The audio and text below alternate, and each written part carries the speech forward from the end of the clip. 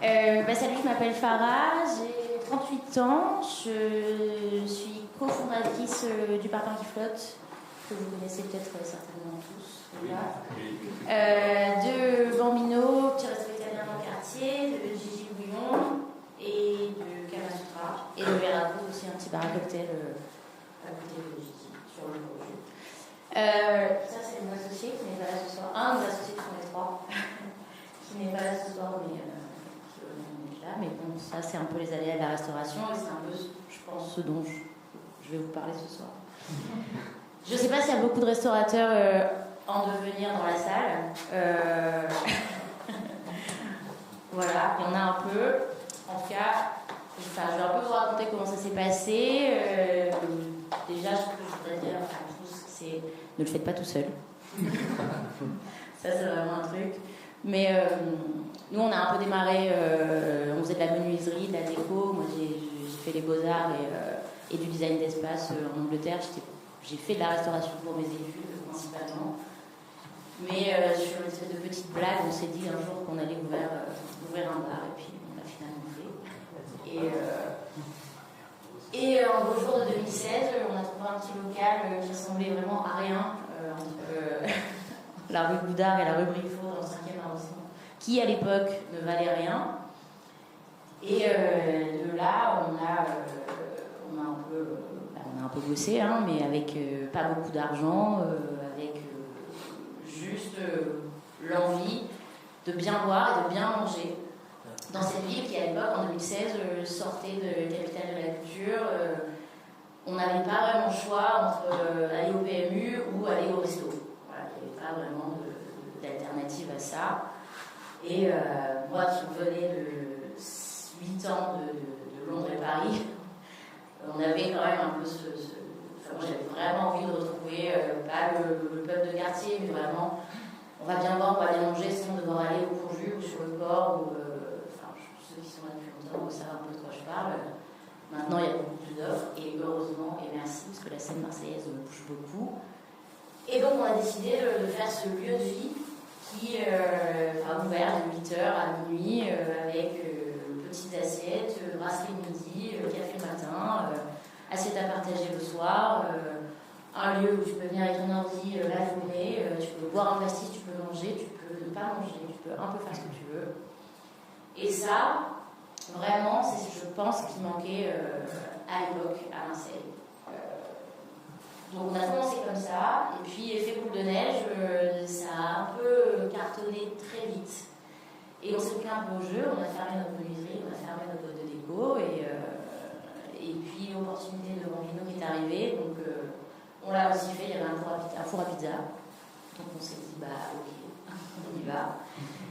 Et on l'a fait un peu comme le Parpaing, un peu à bout de bras, avec des petits moyens. Donc en termes de design, par exemple, ce qu'on fait à chaque fois, c'est dire, à quoi ressemble le lieu, quel est le budget, qu'est-ce qu'on a pour le faire, qu'est-ce qui va coûter cher, est-ce que ça va être la plomberie, l'électricité, est-ce que ça c'est le gros budget, est-ce qu'on va avoir assez d'argent pour faire de la céramique, ou faire que de la peinture. Et je vous avoue que dans ce processus créatif, il faut vraiment y aller. Si vous n'avez pas beaucoup de budget, il faut vraiment y aller vous-même. Le parquet, c'est lui qui l'a fait. La seule pièce maîtresse de cet endroit, c'est le bar, et c'est ce qui nous a coûté le plus cher. Il se trouvait que j'avais un très bon ami qui était au bar, donc il nous a coûté très cher. Mais voilà, si on est là pour parler de design et d'envie, je pense qu'il faut faire des choix dès le départ. Qu'est-ce qu'on veut et pourquoi on le fait, et quelle va être la pièce maîtresse pour que ce lieu ressemble vraiment à ce que vous voulez. Est-ce que ça va être acheter du mobilier hors de prix parce que vous avez vraiment envie de faire ça, ou est-ce que ça va être, en fait, moi j'ai envie que les gens ils mangent au comptoir, ils aient une expérience totale de comptoir ou d'assis, voilà, ce que vous voulez dès le départ, c'est là-dedans qu'il faut vraiment mettre le peu d'argent que vous allez avoir, ou si vous en avez beaucoup, faites comme vous voulez.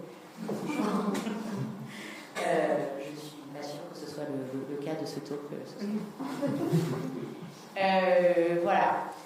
J'avoue que c'est un peu de l'improvisation, parce que ce métier, En tout cas, moi, comme je le fais, c'est beaucoup d'impro, c'est beaucoup d'humain, c'est beaucoup de respect du client et surtout de savoir ce que le client veut à la base. C'est pas se faire plaisir à soi, c'est. Enfin, un peu quand même, mais se faire plaisir à soi, c'est aussi faire plaisir au client. Et il faut toujours se projeter, qu'est-ce que vous, enfin, moi je pense, qu'est-ce que vous avez envie de trouver dans un endroit. Est-ce que vous avez envie de vous faire chier et de vous asseoir et d'avoir un serveur qui dit continuation, merci, au revoir, ou d'avoir un lieu où. Mais ça, c'est vous qui choisissez et tout peut être rendu sexy, moi je trouve. N'importe quel concept peut être rendu sexy dans la mesure où vous trouvez que c'est un endroit qui va vous ressembler, mais qui va aussi plaire aux gens que vous avez envie vous donner envie à des gens qui doivent. Ça, c'est un peu cliché quand même. Mais c'est vraiment très vrai. Je ne sais pas si ça vous parle, mais en tout cas, nous, tous les lieux qu'on a montés, c'est un peu comme ça qu'on a fait, on a géré ces démarches. Je pourrais vous parler des logos, des noms, de tout ça. Ça reste du brainstorming entre associés. Et ça reste aussi qu'est-ce que vous voulez faire dessus. Par exemple, chez Gigi, il y avait très très peu de budget. On partait d'un truc très sombre, très étroit, avec des trucs en bois, des trucs qui se faisaient pas trop. Au final, on avait très peu de budget, mais c'était tellement sombre que moi j'ai décidé de dire on carre le tout en blanc parce que le seul moyen d'avoir juste cette petite entrée avec très peu de lumière, ça va être juste la réflexion de la lumière sur un truc blanc. Et le blanc, c'est quoi? C'est soit de la peinture, soit du carrelage. Et une petite tendance à aller sur le carrelage communautaire. Et c'est pas cher chez le Roi Merlin. Voilà, c'est votre avis. Attention. Si vous fouillez bien chez le Roi Merlin, il y a vraiment tout ce que vous voulez. Ça, c'est un petit conseil aussi. J'ai pas mal de petites adresses si vous voulez me voir à la fin. Donc voilà, finalement, ça reste que de l'impro, comme ce que je suis complètement en train de faire. Je sais pas du tout si ça a du sens. Mais merci de me rassurer. Voilà, les journées ne vont pas se ressembler. Peut-être que demain vous allez dire ok, moi j'ai prévu ça, j'ai une to-do list, j'ai un business plan, j'ai tout ça. Mais au final, ça se passe pas vraiment comme ça. Ça se passe un peu, c'est pour ça que je parle d'association, c'est que nous on est 3. La cuisine, la déco, la com, le recrutement, la bouffe et le gros, la thune et la paperasse. Et donc c'est ce monsieur que vous avez tout à l'heure qui dit toujours qu'il a un peu chiant, et c'est vrai, il a un peu chiant, mais sans un mec comme ça, qui a vraiment les pieds ancrés là-dedans, franchement, faites rien. Enfin, moi je ne l'aurais pas fait tout seul, ça c'est sûr. Donc il vous faut ce genre de personne, ou alors il faut que vous ayez un bon comptable ou quelqu'un qui vraiment vous ancre dans la paperasse, quoi. Dans un restaurant, en fait, finalement, c'est une entreprise, hein, ça reste une entreprise avec des employés, avec des choses à remplir, avec des cadres à respecter envers l'État, envers tous ces trucs-là. Je suis vraiment la plus chose pour vous parler de ça parce que je suis phobique administrative. Donc, voilà. Vous pouvez demander à Alina qui travaille pour moi si elle me demande un truc d'administration, je dirais que je lui dis je sais pas et je veux pas savoir. Et puisqu'on est là pour parler de design et de bouffe, j'ai pas la clé du succès. Je pense que personne ne l'a. Je pense qu'il faut vraiment y croire, faire ce qu'on aime, s'entourer des bonnes personnes et avoir de vrais professionnels sur la comptabilité, ça c'est sûr et certain pour les futurs restaurateurs. Des professionnels dans la communication, dans le décor. Vous êtes, je dirais, pas obligé. Moi, j'ai fait de la com et de la déco, donc forcément, je pourrais dire que j'ai ce côté professionnel. Mais entourez-vous de ce genre de personnes, mais c'est peut-être pas la peine si vous n'avez pas l'argent d'embaucher un architecte, vous avez, je pense, tous un pote architecte ou alors quelqu'un avec qui vous pouvez faire un petit deal.